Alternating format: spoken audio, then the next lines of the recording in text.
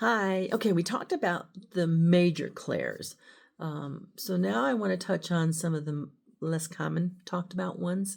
I'm going to go through their names real quick, and then we'll go through each one individually. So clairgustant is clear taste. We have clairalience, clairsalience, and clairolfactance.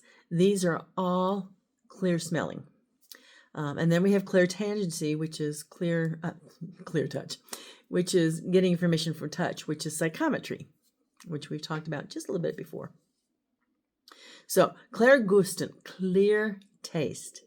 So if a being, an earthbound, comes into my space and I taste the copper taste in my mouth, it gives me an idea of something that they experienced through a very traumatic incident. Okay. So I am not actually having this copper substance in my mouth, but my mouth tastes it. Another thing I can taste is medications, not mine. Medicine that others are on, sometimes I get a taste of it in my mouth. Yeah. All right, so clairalience, clairsalience, and clairolfactance are all the same for clear smelling. And a lot of people are a lot more familiar with this one, where you can smell Grandpa's cigar smoke. You can smell your father's cologne or your mother's perfume. You can smell flowers. So these smells that we get are indicators of, ooh, it's me. So it'll trigger a memory. So you associate this, let's say, the smell of cigarette smell with your mom. So when she steps into my space, she'll give me that sense of smell of cigarette smoke.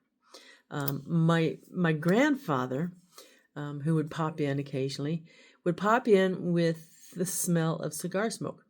Now, I used to be a really bad asthmatic, so I told him, I said, you can't do that anymore, because even though it's psychological at this point, it can trigger an asthma attack because my body's responding to, oh, this is cigar smoke and we shouldn't be smelling this. So he actually changed his smell to Old Spice. And that's the cologne he wore when he was alive. And the only person I ever knew that wore Old Spice at that time. And so that's his signature for, here I am. I'm in your space. Come and say hi. So that's clear smelling, where you're smelling things that aren't in the environment. So you're smelling beyond the physical. And then we have clairtangency. It's a mouthful. Or psychometry. And I'm not quite sure why this is in the Clair's family, but there you have it. Psychometry is the ability to touch an item or person and receive information. So once you go into somebody's space and you touch, like a handshake, you can get a download of information about that person.